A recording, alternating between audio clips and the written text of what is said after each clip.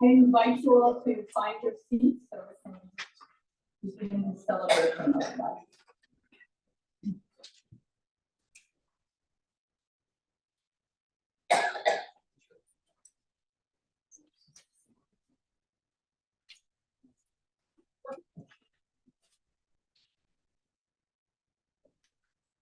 Good afternoon.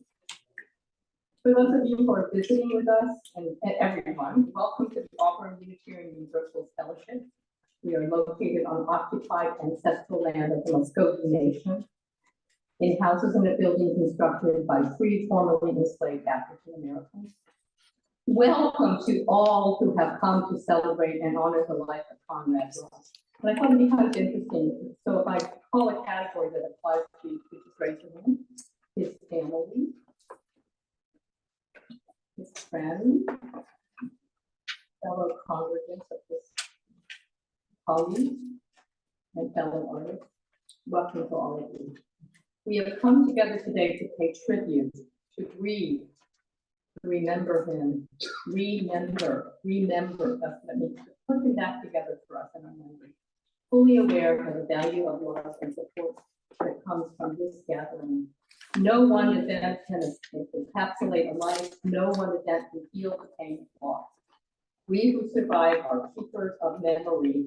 Grief may return to us at unexpected moments, at a family event, a special transition, or even an ordinary day can be an instant of sadness, and that is entirely as it should be. But we do not forget our loved ones. At best, we become accustomed to the world without their presence, and the light of life burns on. Welcome.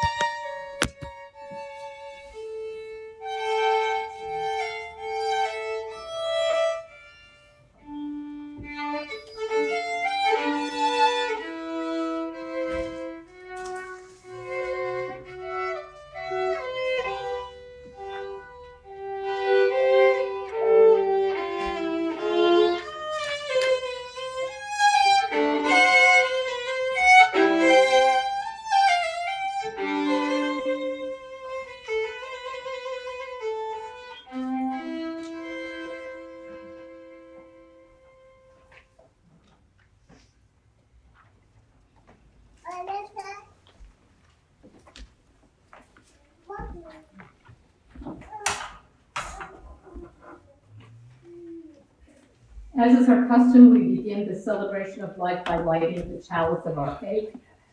We light this sign of our quest for truth, love, justice, meaning, and community. And I'm going to invite Sarah and Will to come up and light the chalice for us, please.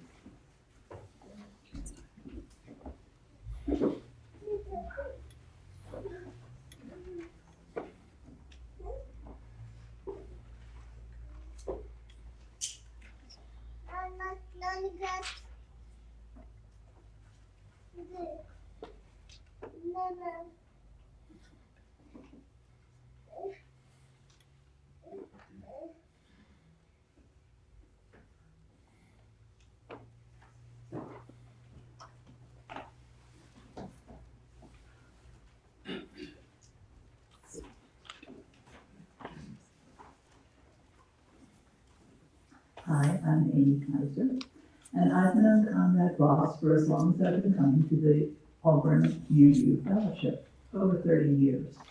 Although initially I primarily interacted with Janice and knew Conrad more through her than him individually, I got to know Conrad well, I think, when I did weekly grocery shopping for him throughout COVID and stayed to visit for a bit each week after dropping off the groceries. During these past 3 years, I found Conrad to be a good conversationalist and a thoughtful listener. He had a gentle yet quick sense of humor and enjoyed the company of others. He appreciated and took pleasure in small things and had a passion for art and a drive for making his own art. Above all, Conrad had a deep and abiding love for his family.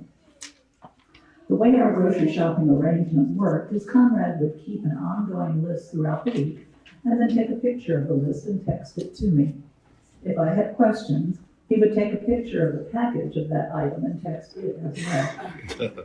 After shopping, I would drop off the groceries with Conrad insisting on taking several trips, carrying the bags into the kitchen on his own. We would then talk for a bit out on the porch, sitting on the porch swing if the weather was mild, carefully coordinating our sitting down and standing up to make sure we both stayed upright. From time to time, Conrad would bring out one of his art publications for us to thumb through, and we always took time to listen to bird calls with Conrad identifying ones he knew. We discussed a diverse number of topics, and I knew Conrad could always be prompted to talk if I inquired about his thinking process behind making his art, or how he was coming along with the current project.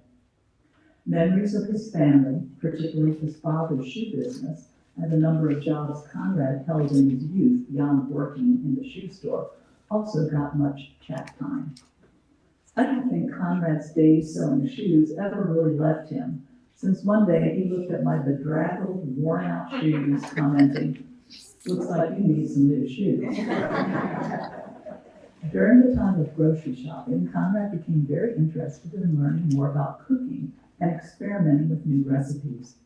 While the grocery lists usually had standard items, Baby's English muffins, eggs, dark roast coffee beans, thinly sliced deli ham, Arnold's oat bread, peeled and deveined frozen shrimp, there were occasionally different items: ginger root, lemongrass, quinoa, a jar of peeled garlic from the Asian market, and once swordfish steaks.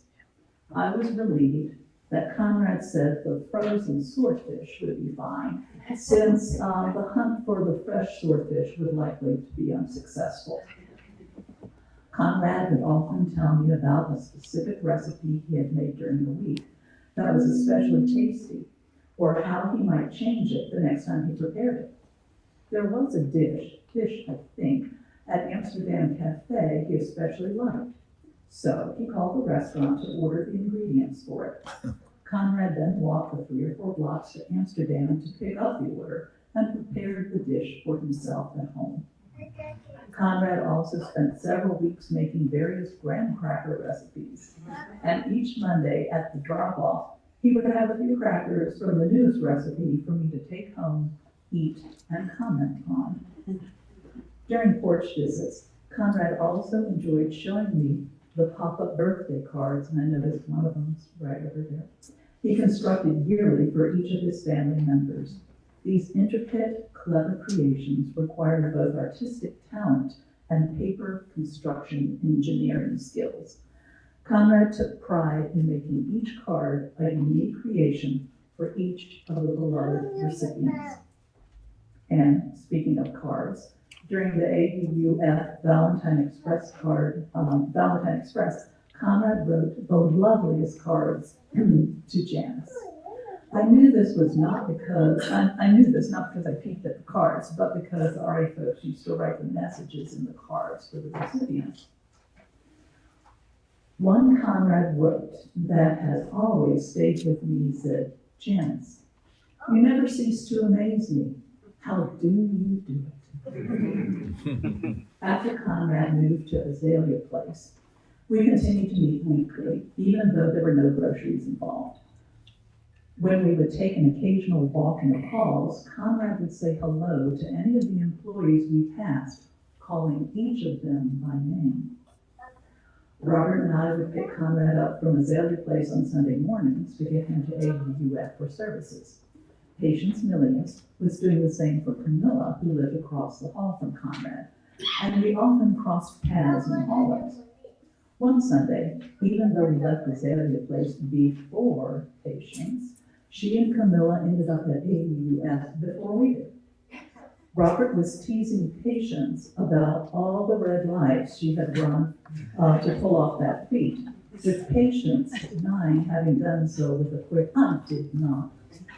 Conrad immediately entered the fray, a twinkle in his eye saying, "Well, I saw at least one." During our visits, Conrad often showed me photos of paintings that he had been working on in his studio. It is a testament to Conrad's passion for making art that he seized upon whatever art he could physically manage to do. And Conrad was quite proud of the fact that the physical therapist at Azalea Place assessed his digital dexterity at the level of a 50-year-old person, rather than the nonagenarian Conrad was. While printmaking was no longer possible, Conrad had a series of large paintings he was working on in his studio. His goal was 4. I believe Conrad had finished at least 20 before he died. 2 of these paintings are hanging in the altar area. Conrad appreciated small things, a juicy fresh peach from the farmer's market, a roll of mints, or a plate of homemade chocolate heart-shaped cookies I delivered to him on Valentine's just barely a year ago. During the time I visited with Conrad, we became friends, and the hour-a-week sharing time with him was filled with engaging conversation, fascinating details about his life, and frequent laughter. I miss our hour a week, and I treasure those able to get to know Conrad in the time we did have.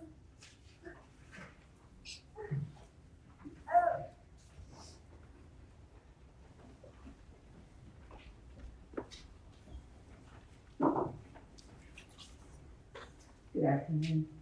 I am not Tom this morning. Tom was not able to be here today, but he had written a letter that, a while ago that he wanted to read today. I'm reading it for him. Dear Conrad, you and Janice and I go back more than 50 years when I joined the fellowship. You and your wonderful family have always been some of my favorite friends from that place. You welcomed me into your home, your life, your experiences.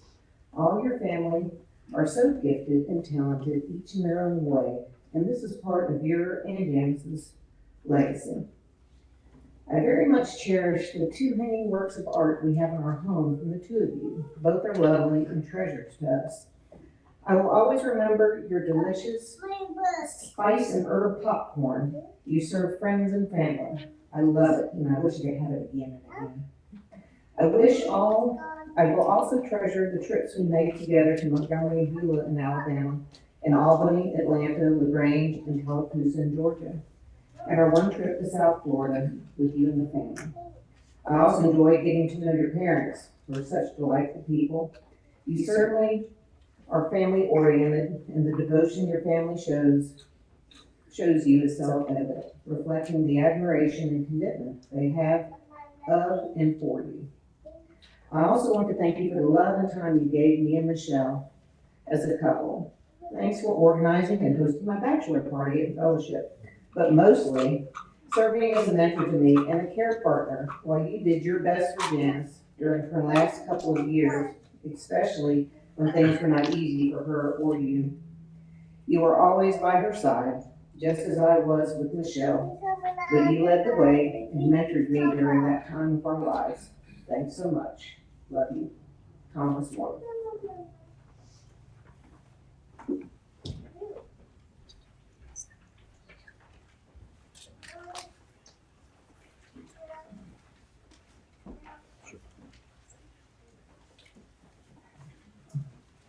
So I made it. It's usually our custom thing today, here comes the late hunters. Well, like other people, I met Conrad at the old Fellowship on Cox Street. And my first impression was before I met Conrad, I was totally impressed with the sign in the yard at the Cox Street Fellowship. It was, I guess they call it irregular hexagon or pentagon, because it had 5 sides, but the top was an arched or pitched roof sort of thing off to one side, which really caught my eye. It was white background, raised black 3D letters, beautiful. And later when I met Conrad, I realized what we could expect.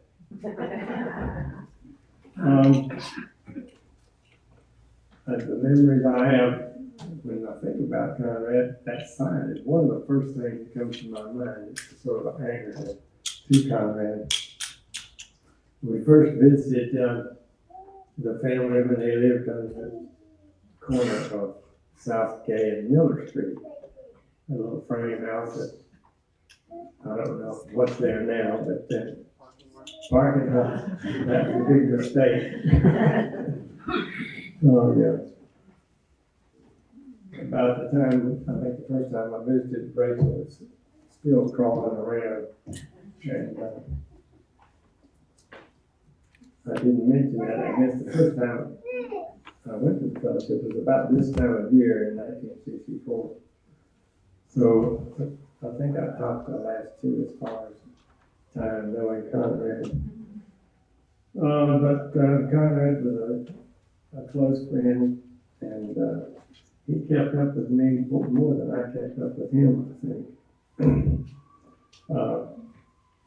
One time when I was, well, during the 60s, things were pretty turbulent, as you know. And the fellowship had a series on utopia and communes and one thing and another, and I got interested in communes. Was going here and there, lived at Resurrection City for a while.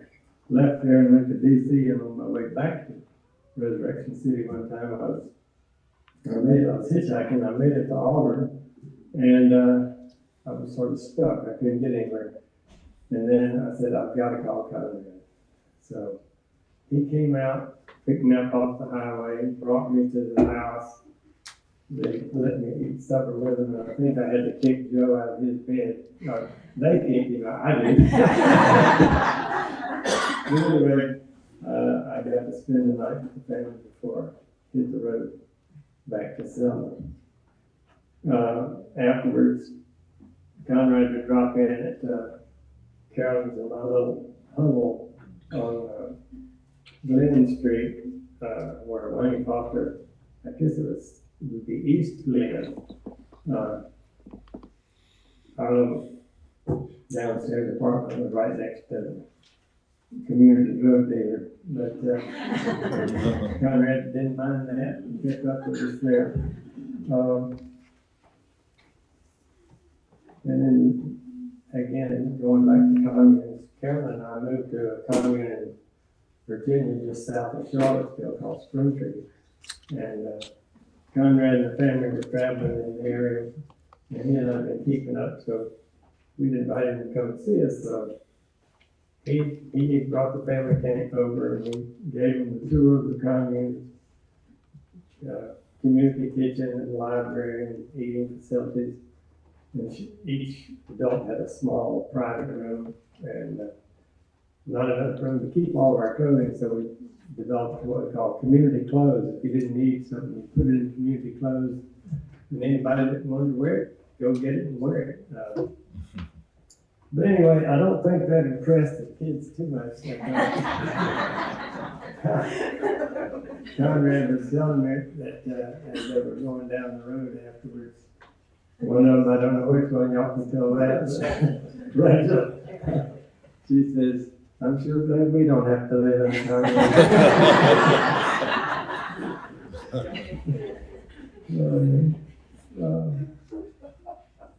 But Conrad, I think of him as always a soft-spoken, gentle, courteous person, and especially when, as Janice got older, he was a most loving caretaker, a beautiful example for us all to follow.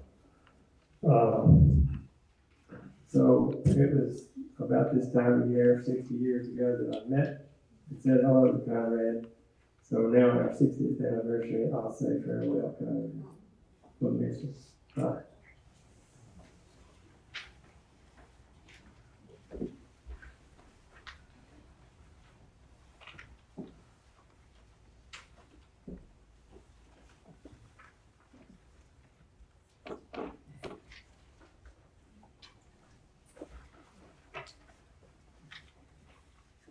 It's an honor for me to be here and to say a few words about the Conrad Ross.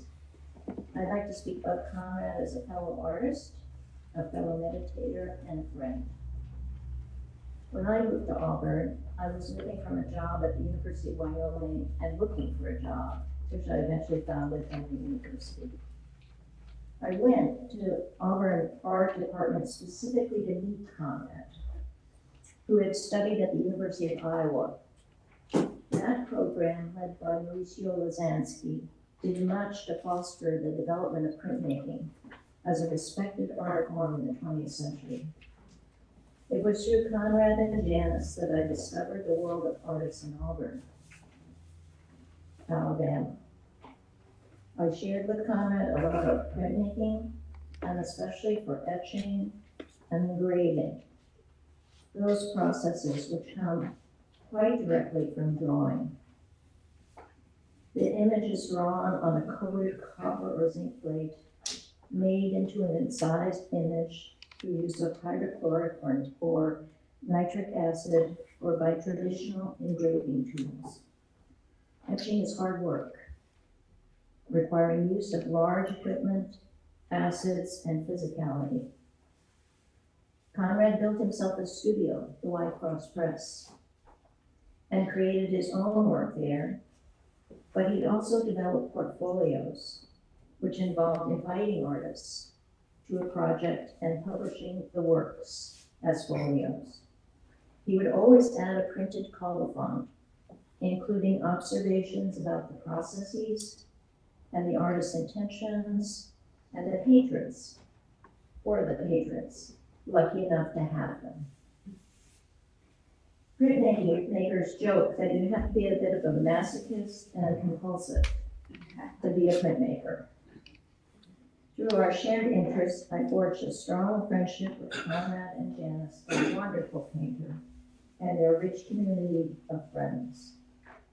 At some point, we found a group of friends interested in joining together to read about the practice of meditation. The Rosses, Mary Cameron, their neighbor, Terry and Diane Hansen, Tom Westmoreland, Peter Harzen, Steve and I began a weekly meditation and discussion group, rotating through each other's living rooms. Conrad was always thoughtful, an important part of the group, which continues to this day. We had a discussion one time about outreach to a broader community, and Conrad was the one who picked up the ball and started a Saturday morning meditation, which is ongoing here at the fellowship.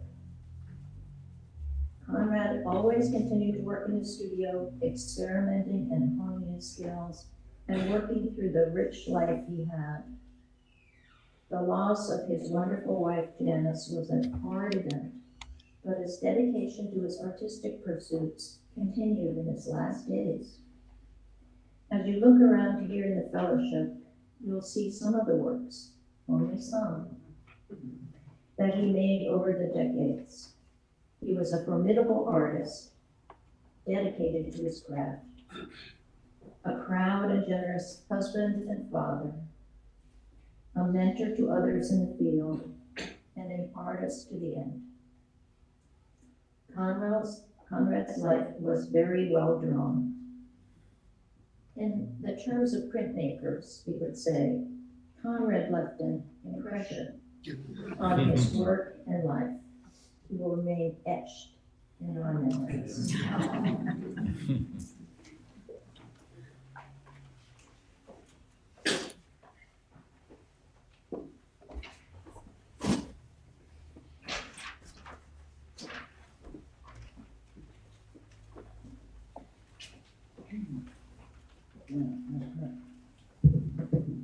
Greetings, thanks for coming out today. It's a comfort to see all these good friends I've lost. Dad would be real pleased at how y'all turned out today, both in person and hopefully online.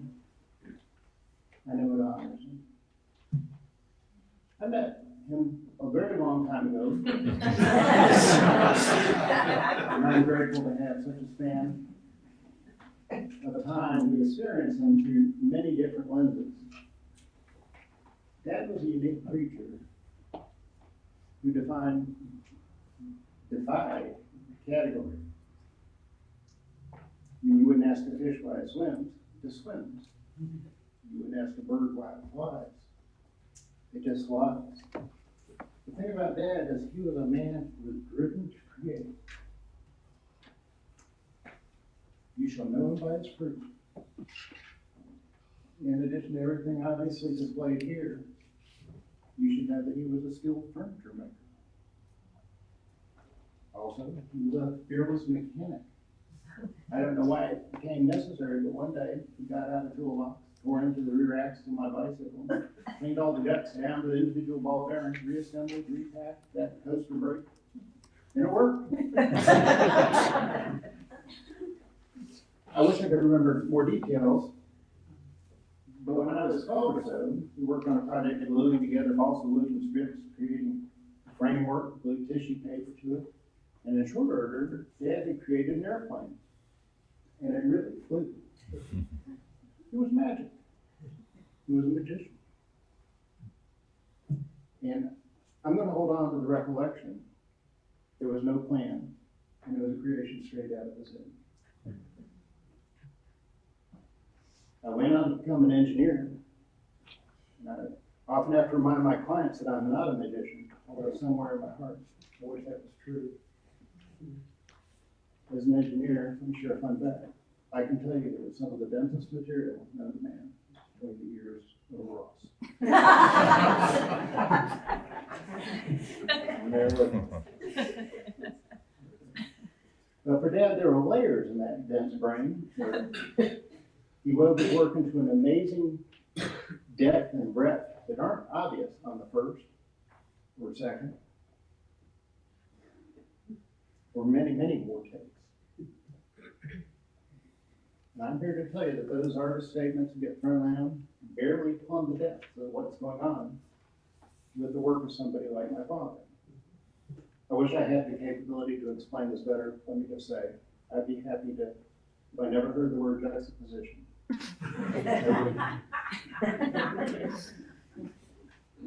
Several years ago, someone shared a scene he noticed at a Buddhist activity. I apologize, I don't know them all. My mom and dad were laying on the floor, reaching towards each other, as if they were Adam and God touching each other in Michelangelo's painting. What a beautiful image. Over the years, they became quite dedicated to their studies. As deep as he was, you'd think we would talk more. For two guys who aren't great at intimate relationships, I was grateful to have a conversation sparked by my spiritual path, where he shared that he sought a spiritual foundation to remedy some marital difficulties when he first embarked on his Buddhist path. I value that connection.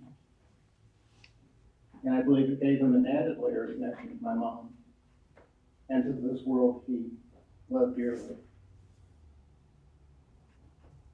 Dad lived a good life. He was a good man. He left this world a better place.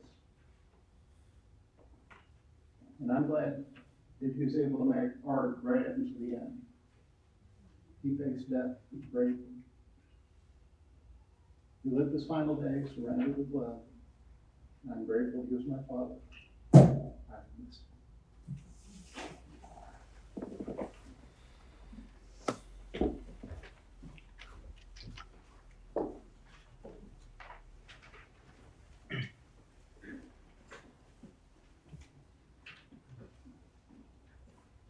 Julia once described Conrad to me as being loosely tethered to reality. I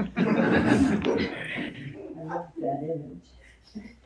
Joe, Rachel, Mom, and I, and I'm sure many others, were tethers that kept him grounded and safe. While he urged us on with the Julia's curiosity and the freedom to explore. I think Dad would have been content to live forever. He actively lived his life and relished it. He was always curious about and engaged with the world.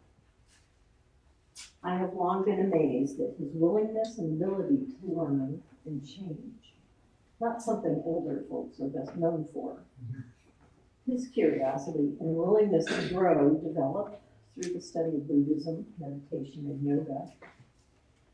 And whenever his world or circumstances changed, he didn't bemoan. He simply adapted, finding the best new way forward, like water. When Mom passed away, he started wearing suspenders, saying it was his new look for this new stage in his life. This was not as much a style change as it was a mindful way to mark, when pulling on his suspenders, how he would approach each new day of this new stage. Of course, it didn't hurt that he also looked pretty sharp. Active living meant that he was always curious and interested in learning more. And all of that curiosity fed right into his hard work. Art was the air he breathed. Ever since he was very young, he was always creating. He approached everything as an opportunity for creative expression. There was no other way for him. One of the very first things I remember him making were the ornaments for our Christmas tree from cut and folded colored construction paper. Gift wrapping, cookie decorating, and card making were other opportunities.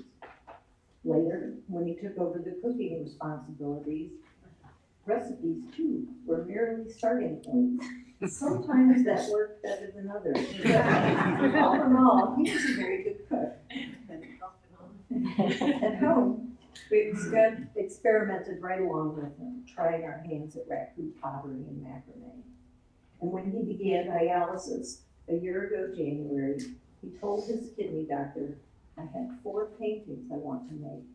And Dr. Thomas said he could give him time for them and more. He made over 20 paintings in that time. He was prolific, to say the least. When you look around this room, you see the tiniest tip of the iceberg of all that he created. I hope some themes become apparent to you. He was interested in dichotomy of ideas, of perception of form. For him, art and life were not separate. Heaven and earth, up, down, 2-part images abound. Then there's the notion of here and there. He writes about the impetus for humans to explore, even into outer space. In his art practice, he regularly traveled to one place, took photos, and made made sketches. Made sketches there that he then developed when working in another place. The places he visited grew steadily farther away. McTeer's Gorge, just down at the bottom of the hill here, Boone, North Carolina, the Rhine River, China, then to Mars via the rover, satisfyingly named Curiosity. In hospice, we were with him as he took a few short breaths. Then one last exhale and kept going.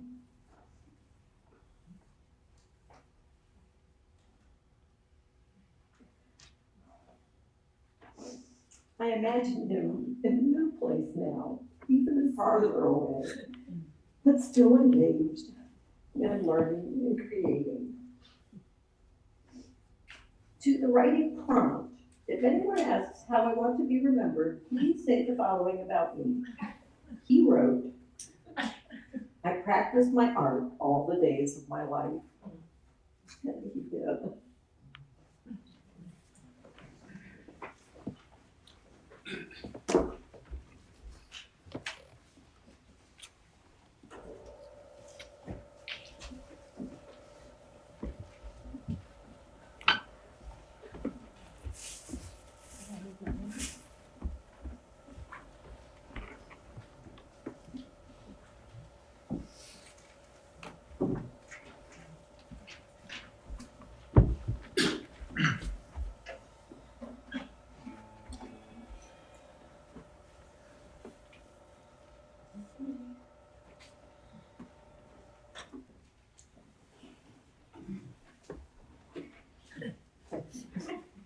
This is to honor Janice.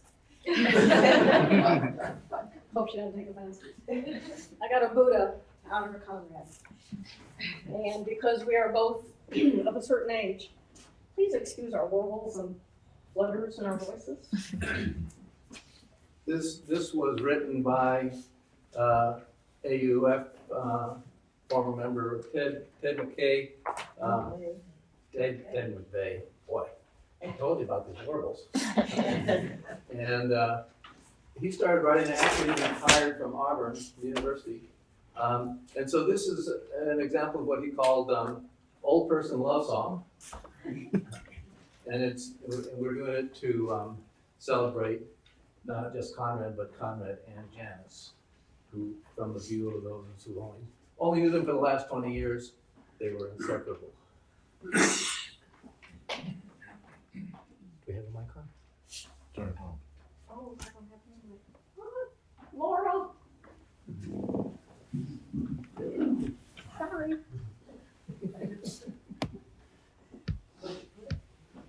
Duh. My bad. If you don't hear the guitar, don't worry. Remember, the sheet music has one part labeled Janice, one part labeled Conrad. And I noticed that not in the obituary, there's no mention of Conrad being a guitar player. So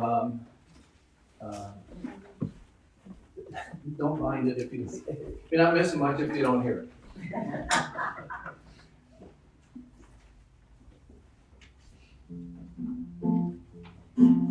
Slow motion waltzing as if on air. You with the water, you in your chair. You with your silver curls. You with no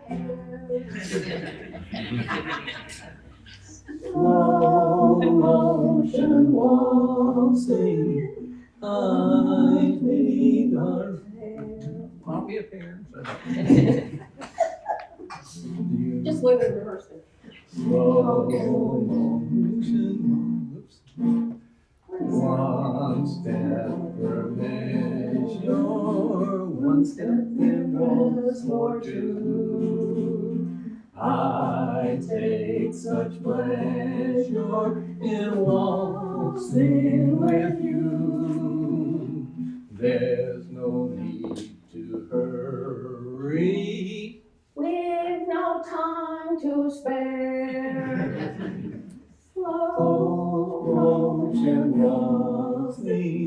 aren't we a pair?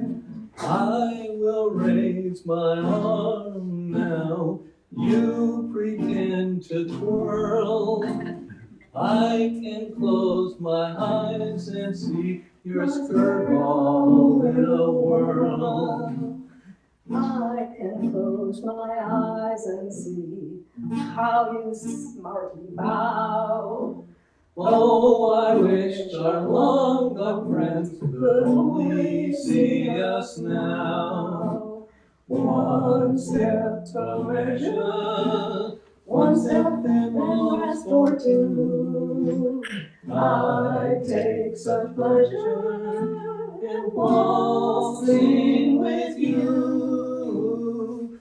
There's no need to hurry. Keep no time to Slow motion waltzing, aren't we a pair? Slow motion waltzing, aren't we a pair?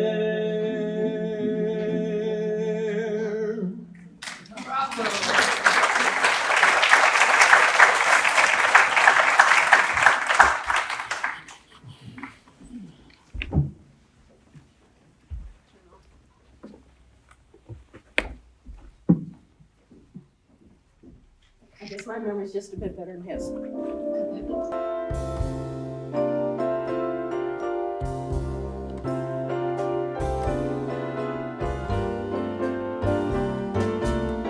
Unforgettable,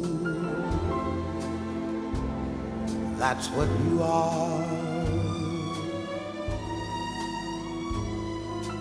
Unforgettable, though near or far.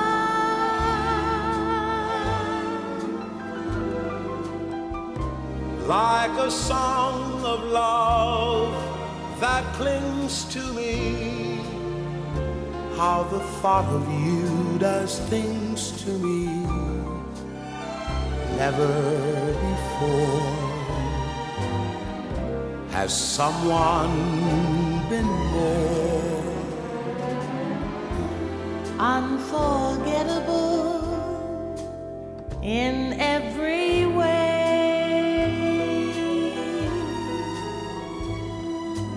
and forevermore. And forevermore. That's how you'll stay. That's how you'll stay.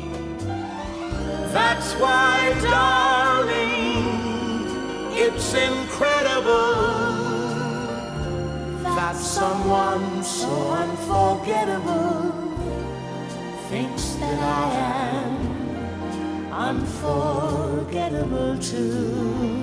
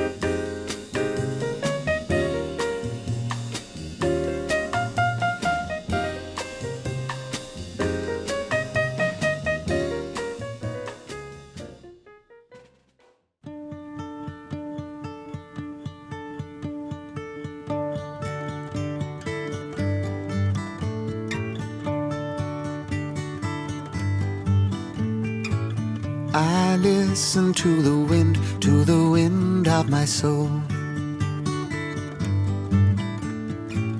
Where I'll end up, well, I think only God really knows. I've sat upon the setting sun, but never, never, never, never, I never wanted water once. No, never, never, never.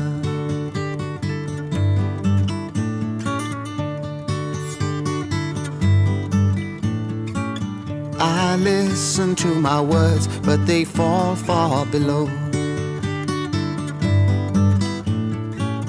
I let my music take me where my heart wants to go. I've swam upon the devil's lake, but never, never, never, never, I'll never make the same mistake. No, never, never, never.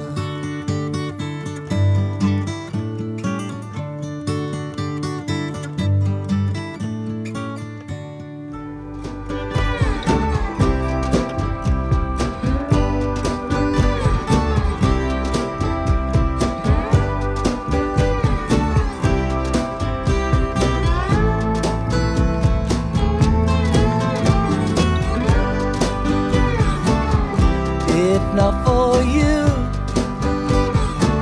babe, I couldn't even find the door. I couldn't even see the floor.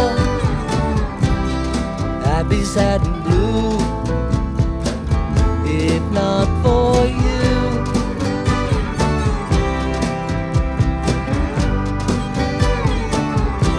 If not for you, babe, the night would see me wide awake. The day would surely have to break. It would not be new if not for you.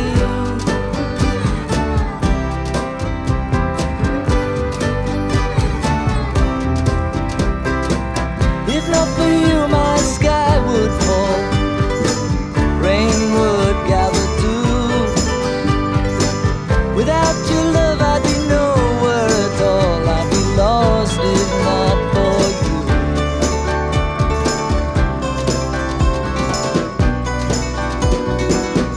If not for you, the winter would hold no spring. Couldn't hear a robin sing. I just wouldn't have a clue. If not for you.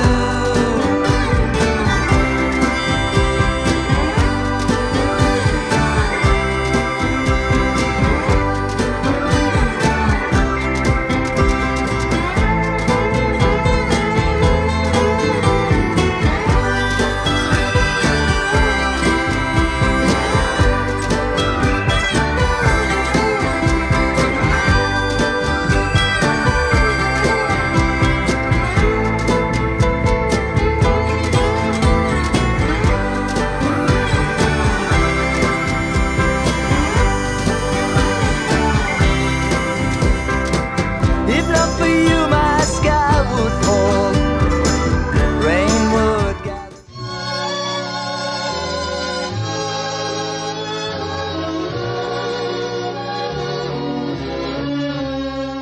Fly me to the moon and let me play among the stars. Let me see what spring is like on Jupiter and Mars.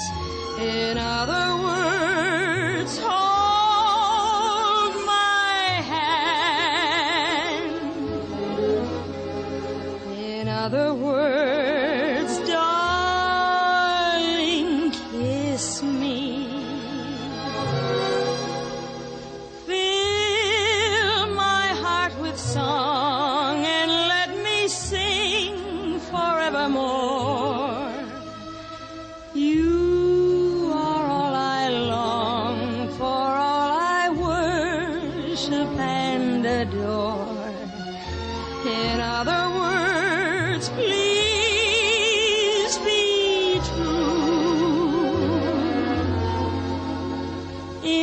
other words, I love you.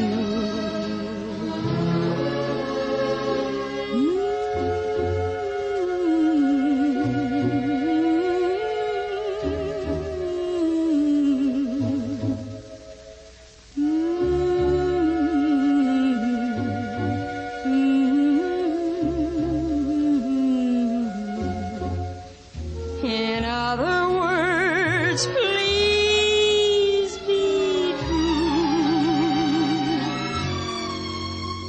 In other words,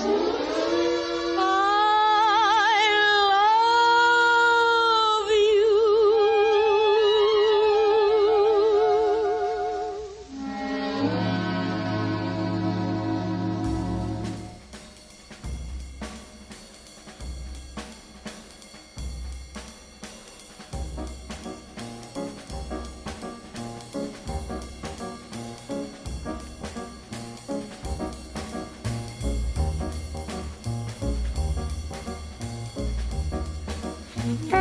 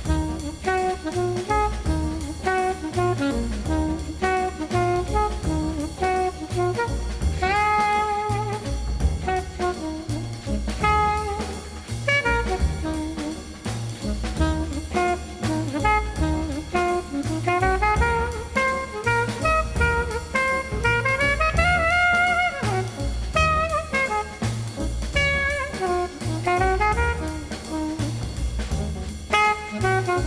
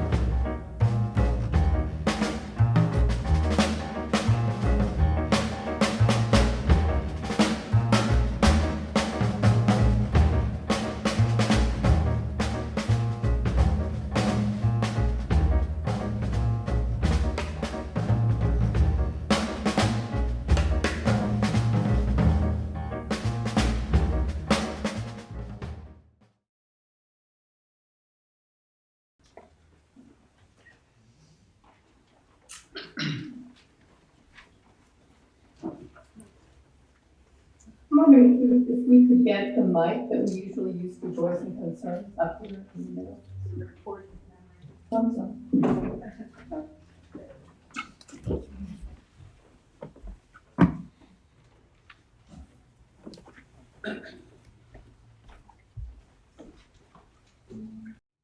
So I want to tell a couple of just hysterical stories about Dad. He was really a funny guy. It seemed like he was serious and all intellectual, but he was really funny and goofy. Dad had a way of always being able to laugh at himself, the way that he would maybe interpret a process or just day-to-day living, but he had that ability to always just laugh at himself. And boy, when he would laugh, and he would giggle so hard, he would just be crying, and it would just make us just laugh and cry with him. We remember so many times together with him, being able to do that. So another story that we've told for years and years, for like 40 years now, is one that when I was like 16, 17, 18, around there in high school, and Mom was off in Pakistan, and so Dad and I were spending the summer together, and on a trip, we did go to Chicago to see Catherine. We drove many miles together, and we were on our way back, so we had been spending a lot of time together. And so on our way back, Dad would hit his leg. He would hit his leg to keep himself awake, and it would just drive you insane. So anyway, we had spent a lot of time together. So we stop off at a gas station. And so, kind of tired of each other. He goes his way. I go into I go into the restroom. He fills up. And when I come out, he's gone. The car is gone. He is gone. I'm looking around. I'm looking for Dad. He is not there. And I'm thinking, oh my God, he's left me. I cannot believe my father has left me. So I sit down on the curb and I'm sitting there and I can't believe he's left me. He's not there, not showing up. He is not there. I finally get up the courage to ask the attendant that, I said, did you see the man in the red Camry? He was just here, filled up the Camry, and he's gone. He said, oh my God, he is around the side in the car wash. And we cannot get him out of the car wash. He is trying to enter the car wash, and as he enters, he goes up onto the plate. The plate starts the car, and then he rolls off. So he's not going all the way through, and he rolls off, and they're yelling at him, trying to get him to pay attention to him, to go forward. And so he says, can you help? Of course I can help. I'm so happy that he has not left me. So I go around the side and I'm yelling at Dad, trying to get his attention. He goes up onto the plate and the car wash starts to go and he rolls back and I'm yelling, Dad, Dad. He finally sees me and I just, come on, back out. So he backs out. And those guys they're really kind of upset, but they're just beside themselves. And so we just back out and I get in the car and we're not going to get the car washed. It's just time to go. This has gone on for like maybe 10, 15 minutes. It had gone on a while. And so we drive off and we're just in silence. And finally I said, Dad, I thought you left me. He's like, oh, Rachel, I wouldn't leave you. He said, but I am so embarrassed. And I was kind of embarrassed too. But so we sat there in silence and he was kind of sad. And I finally said, Dad, you know what? Let's not be sad about this. You've made those guys' day. You will never be forgotten. They will always talk about you, the guy that kind of got stuck in the car wash. That and you got them, they got hosed. They got wet trying to get you out. It was hilarious. And Dad sat there and he said, yeah, it's good. I made their day. And he was happy because he made them happy, really. And he'll never be forgotten by them. And it was hilarious. And we laughed and we laughed. And we always came back to that year after year. Just if you're ever in a situation you might feel kind of embarrassed, Dad would be, no, I've got you beat. And you know what? It's okay. Because you probably made somebody else's day. So it was a real positive thing. This was a summer that it was just me and Dad at home. And Mom, I think, was in Pakistan this summer. But he flies to Fort Lauderdale, and I'm at home, going to be watching the house. I'm still in high school. He flies to Fort Lauderdale, and then I get a call from Joe on, landline, and where's Dad? And, what do you mean, where's Dad? He flew to see you. Well, he was not on that plane. So Joe's there to welcome him, and he's not there. Well, just a little bit later, then I get a call from Dad. He's in Miami. He did not get off the plane in Fort Lauderdale, but he got off the plane in Miami. This is back before, you could do such things. Now it wouldn't happen. But he's like, well, I didn't hear, I knew people were getting up and leaving, but I just didn't think it was my time to get off. And so Joe had to drive down to Miami, get Dad. And this is all pre-cell phone. Yeah. So, we're on landlines talking and trying to find Dad, but he just sometimes just didn't get the process of things.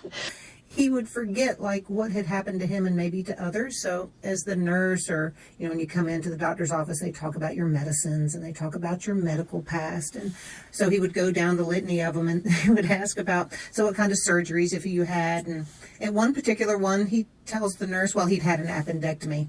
And I was like, I said, Dad, you had an appendectomy? He said, yes, I had an appendectomy. I said, I don't think so. That was your grandfather.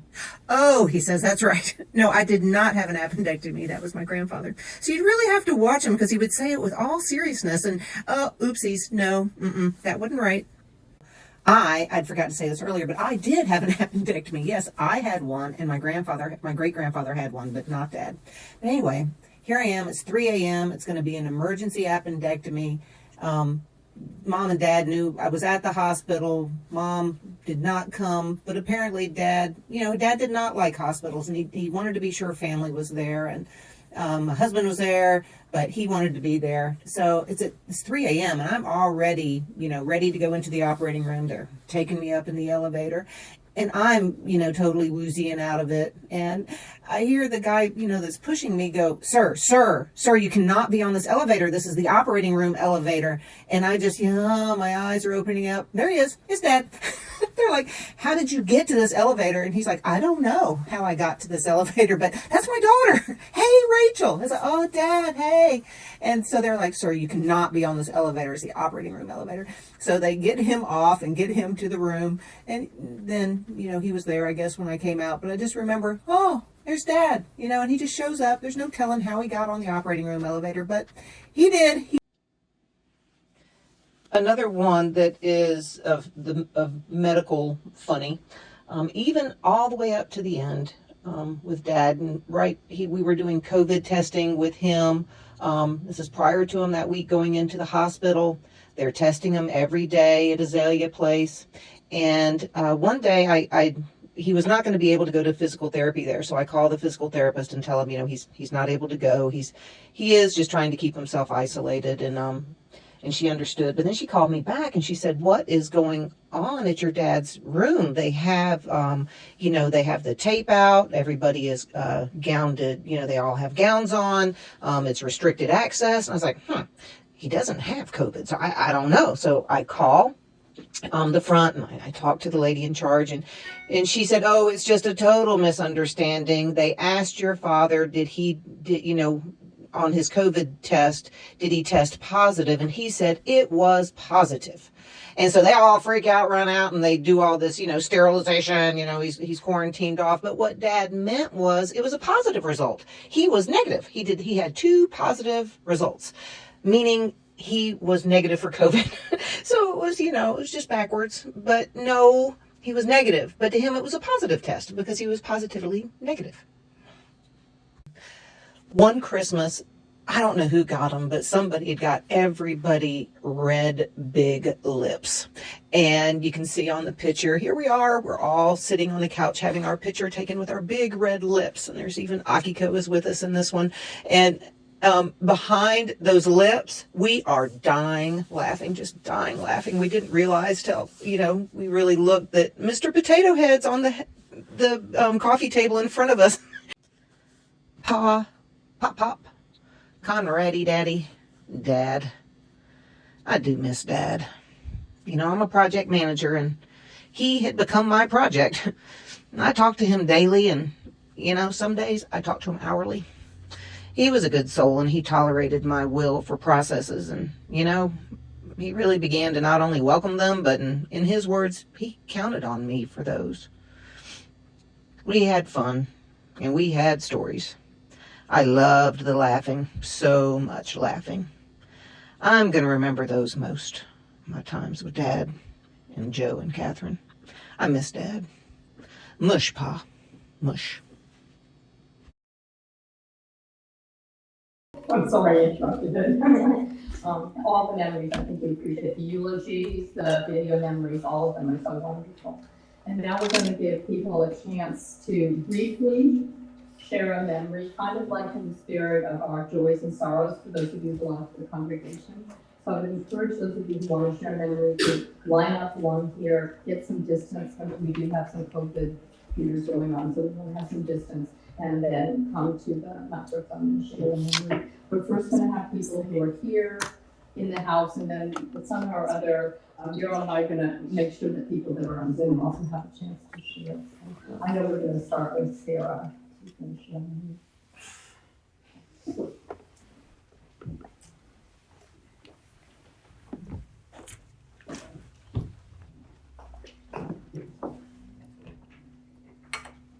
Hi, I'm Sarah. I'm one of Pop-Pop's grandchildren, and they're his youngest. In October of 2021, Pop-Pop and I became pen pals, an attempt to better my handwriting. This, however, may work better when at least one party has legible handwriting. What began as a simple endeavor evolved into a weekly, usually twice a week, much-loved letter exchange. This continued through my college years. I moved to Columbus and finally to Phoenix City in 2023. My mom served as our third-party reminder service. If either of us were late sending a letter, we would ask our third-party reminder service to send a reminder to the other that a letter was owed. Pop-Up had a rule that if he sent 2 letters, you could not reply in just one letter. 2 must sit back in separate envelopes. This ensured he was always owed a letter rather than owing one. From our first letter in October 2021 to our last in August 2023, I had sent at least 100 letters. Wow. Our letters covered a wide range of topics, from the weather, his latest artwork project, article he read, to his bicycle mileage, to projects at my job, my cat shenanigans, my hobbies, and where to hang my paintings in my new apartment.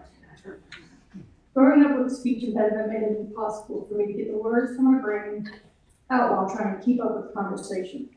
Writing letters became a way to share what I wanted to say without struggling to keep pace in spoken conversation.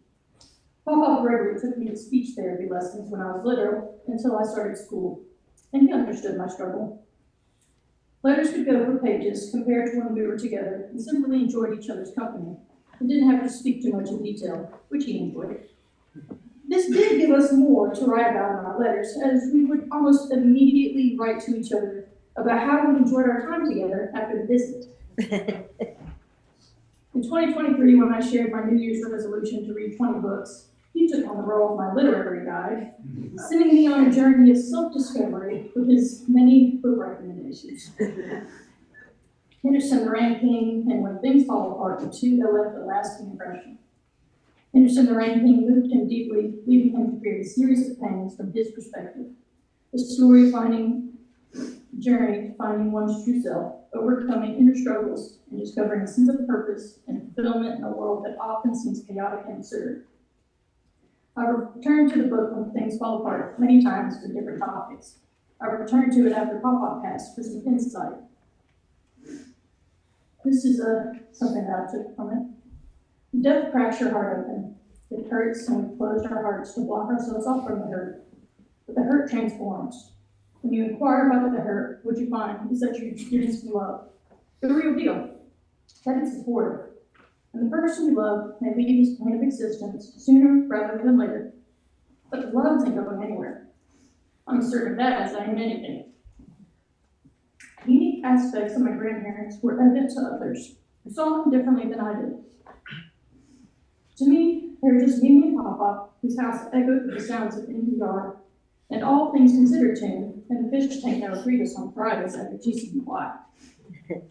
Where your chalk drawings were admired, where conversation flowed on the front porch swing, where cousins in costumes produced numerous plays and dances in Converse for parents just to stay a little longer, and most importantly, a place where love for their grandchildren overflowed. Yeah.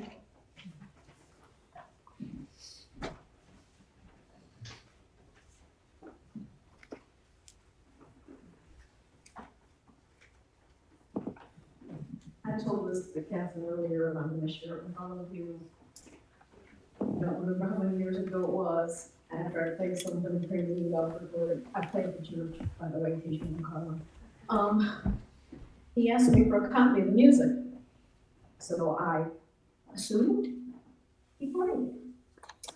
So a few months before one of the flower communion services, I gave him a copy of the music, of a piece, and I said, here, I'd like you to play this for prelude. He practiced it, apparently, and he played it. And after the service was over, I went up to him and he says, I can't read music. And he said, the jam has helped me through it. It was okay. It really was. I just looked at it as a challenge. And it was just, I'll never forget that. But the man could carry a tune.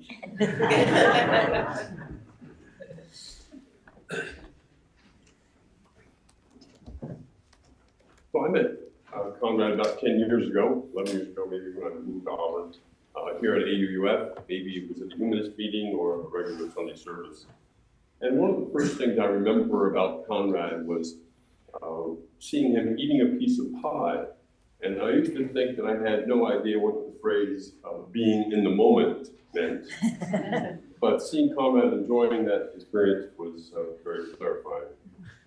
So maybe 6 or 7 years ago, I offered to visit Conrad and Dennis with some pie that I had just made. And Conrad was enthusiastic about that possibility. That started a tradition that became more frequent after I retired. We usually shared pie in the afternoon, but one evening I was bringing his favorite pie for dessert after dinner. When I arrived, Conrad ushered me in rather quickly, but he mentioned that dessert would have to wait because Rachel was on TV. Rachel Maddow.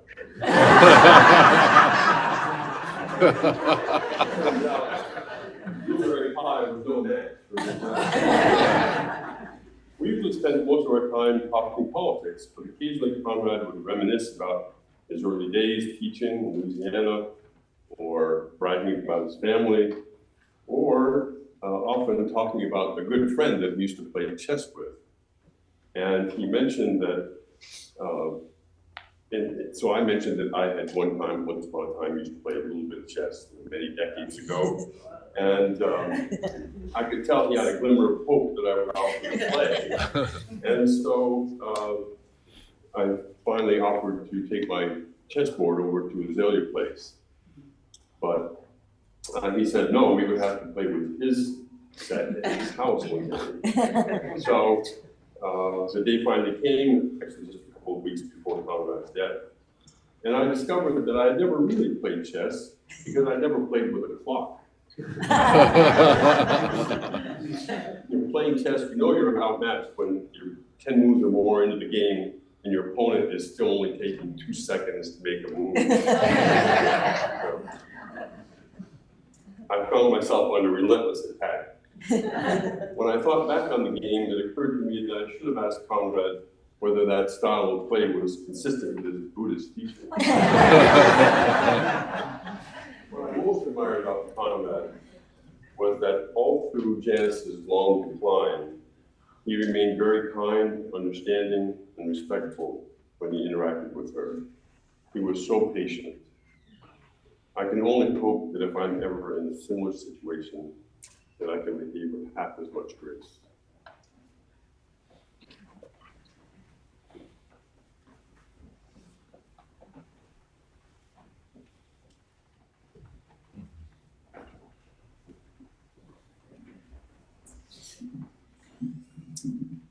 So, I'm only recently 18, so many of my recent visits, partly because of the separation of some 100 miles, ended up being somewhat managerial of Conrad's dealings.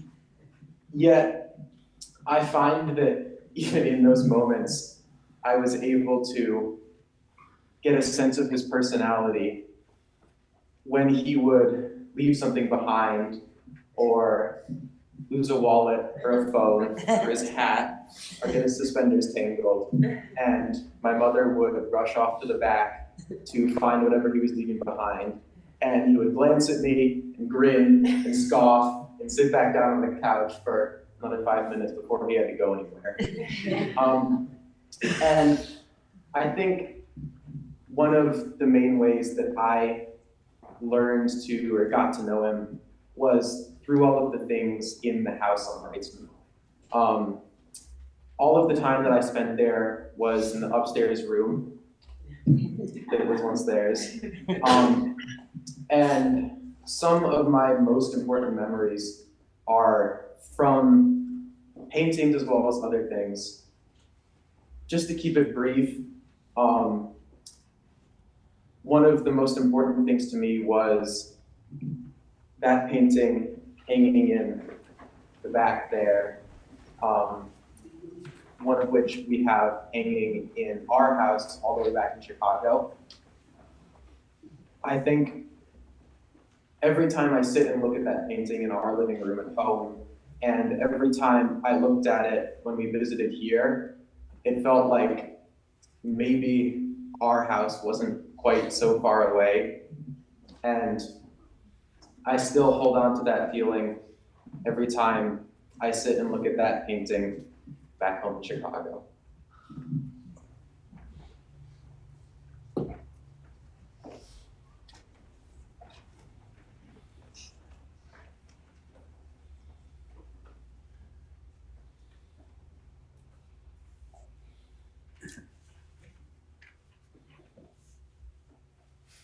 Joe, happy. Nope. Anybody else?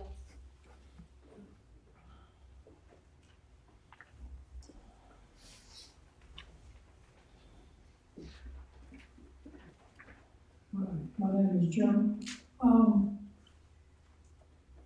I sometimes misremember things, so I'm not sure of this, but I'm pretty sure that Conrad had his father come here to visit one time and take part in the men's drinking club that would be once a month on a Friday night. But, so does that sound like it could be true? The other thing I want to say is that, as has been said before, but Conrad shared what he experienced. And so, as a teacher, not only did he practice meditation and Japanese style of meditation, but he taught it here. I attended sessions right here in this room where he would lead me around the room, trying to achieve nirvana. And, I appreciate it.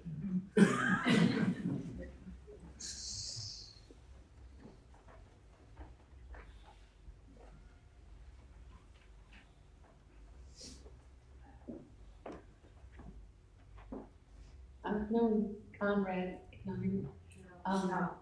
since I was a child here at Fellowship and Janice, of course, in the family. And I just always remember him as being one of the most kind, gentle people that I ever knew.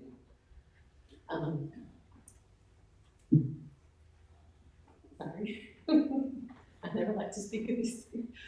He was just the epitome of, a real Renaissance man, just interested in everything and curious and always wanting to learn and just an incredible human being. And,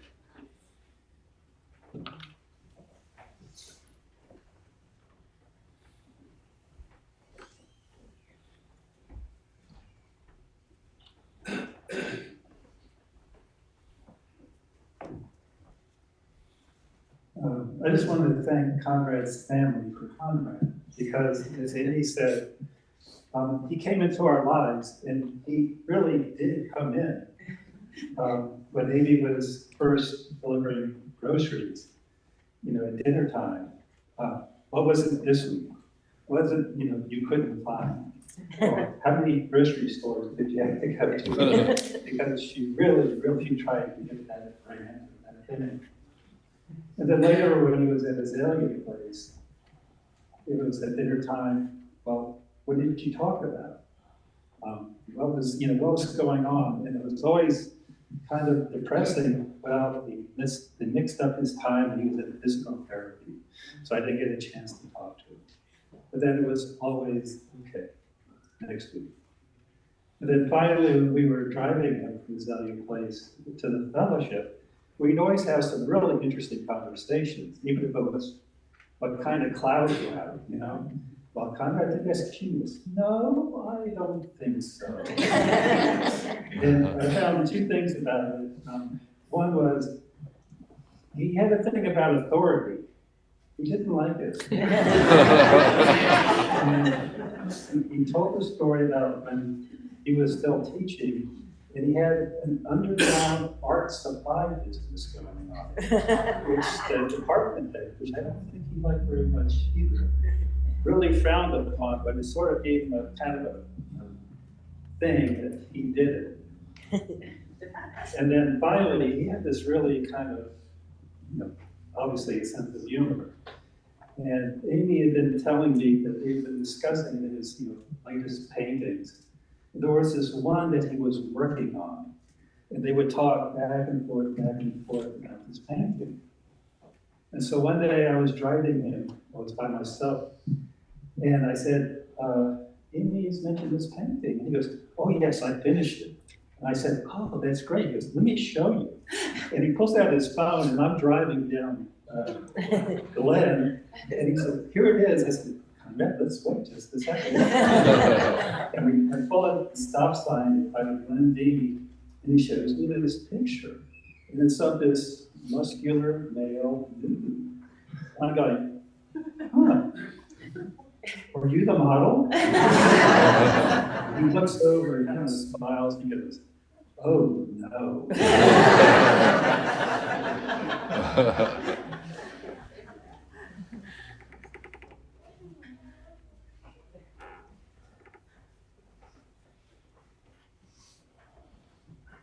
So before we close out this section, I am so grateful to Conrad for bringing his Jewish heritage into this congregation.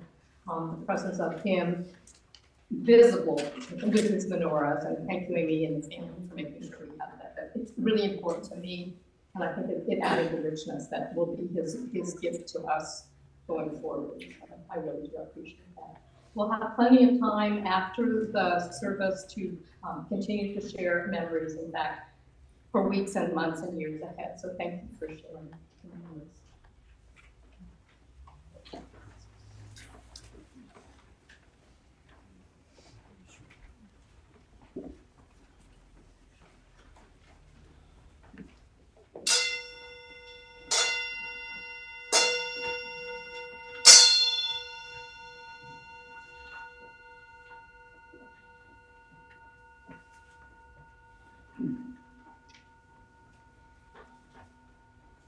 This is a passage chosen by the family from a book by Thich Nhat Hanh.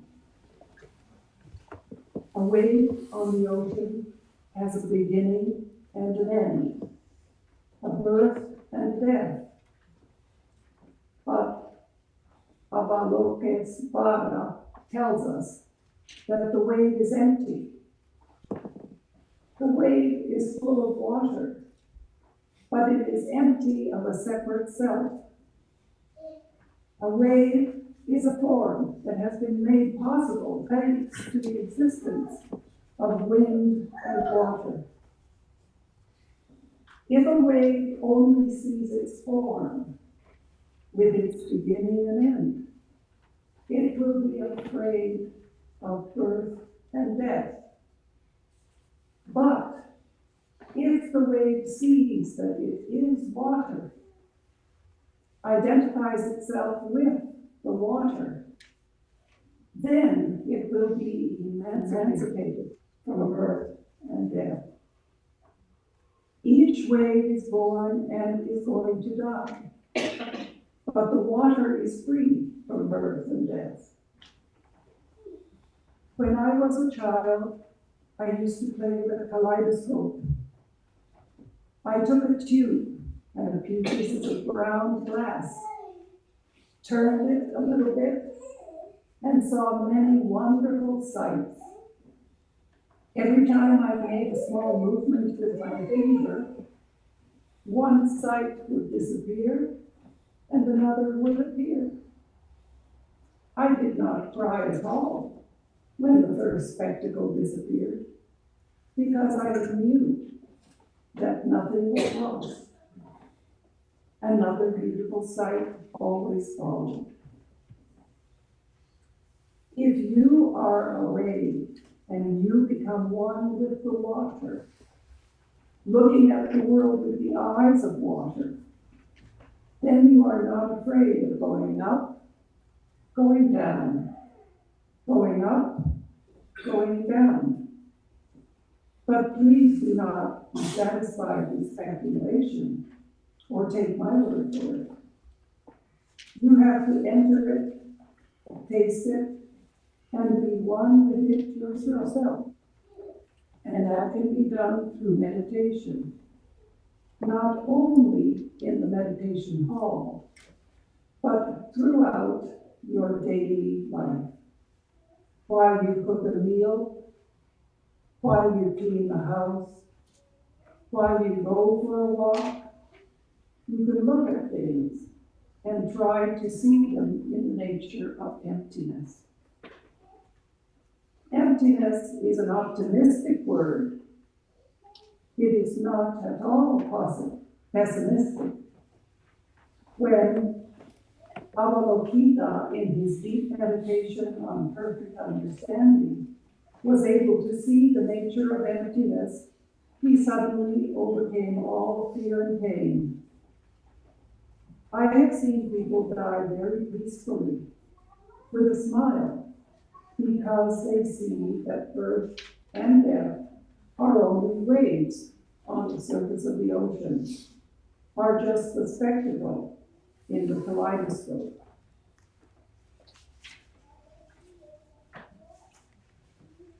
So you see there are many lessons we can learn from the cloud, the water, the wave, the leaf, and the kaleidoscope. From everything else in the cosmos too. If you look at anything carefully, deeply enough, you discover the mystery of interbeing. And once you have seen it, you will no longer be subject to fear. Fear of birth or fear of death. Birth and death are only ideas we have in our mind. And these ideas cannot be applied to reality. They are just like the idea of above and below. We are very sure that when we point our hand up, it is above. And when we point in the opposite direction, it is below. Heaven is above and hell is below. But the people who are sitting right now on the other side of the planet must disagree.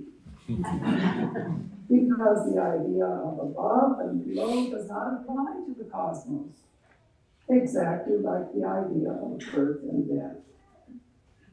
So please continue to look back, and you will see that you have always been here. Let us look together and penetrate into the life of a leaf, so we may be one with the leaf. Let us penetrate and be one with the cloud, so with the wave, to realize our own nature as water and be free from that fear. If we look very deeply, we will transcend birth and death. Tomorrow, I will continue to be, but you will have to be very attentive to see me. I will be a flower or a leaf. I will be in those forms and I will say hello to you. If you are attentive enough, you will recognize me and you may greet me. I will be very happy.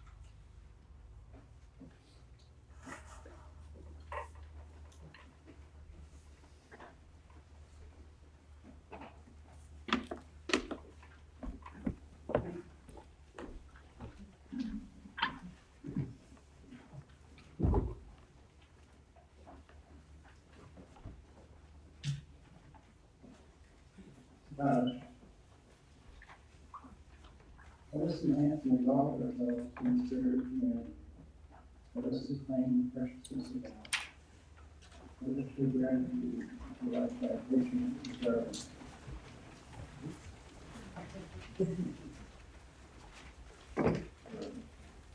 Let us embrace the whole world, even as we are the Lord.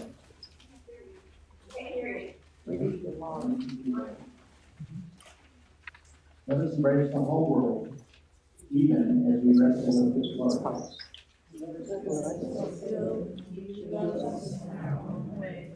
Our share in serving the world is secret.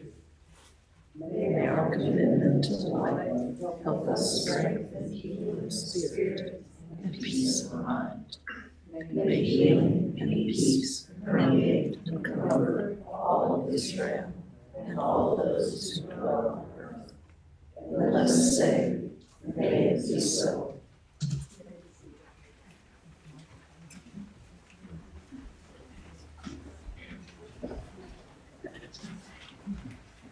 I'm gonna ask those members of the choir to come forward. And they will be singing the verses to this song, and you get to join in on the chorus, which has one word repeated over and over and over and over again. It's pronounced Diamond. Okay? And it means it would have been enough. It would have been enough. Here.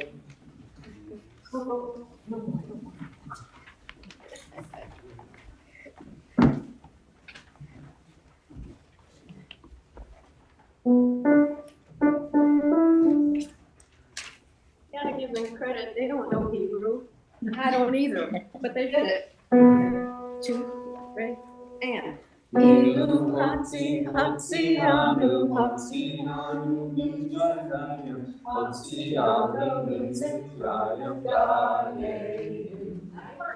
dayenu dayenu dayenu dayenu dayenu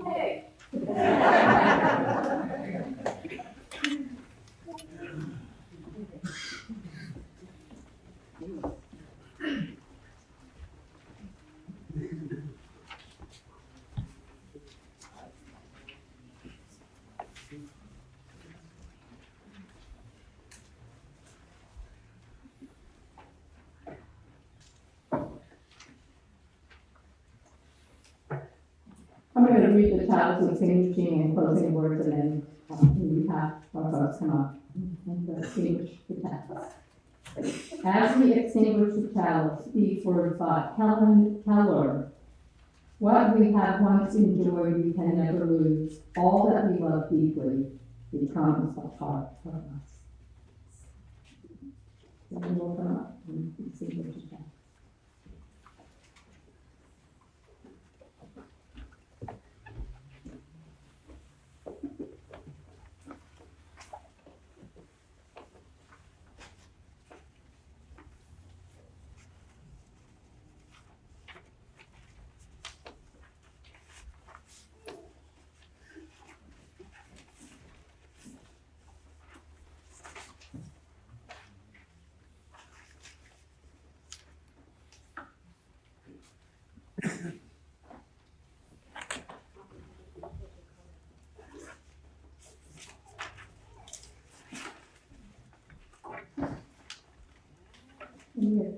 So, the family, so grateful for your attendance here to honor Conrad, and it's been a full, wonderful afternoon. They invite you to stay for a reception afterwards, and please take a flower back with you. So, thank you for coming.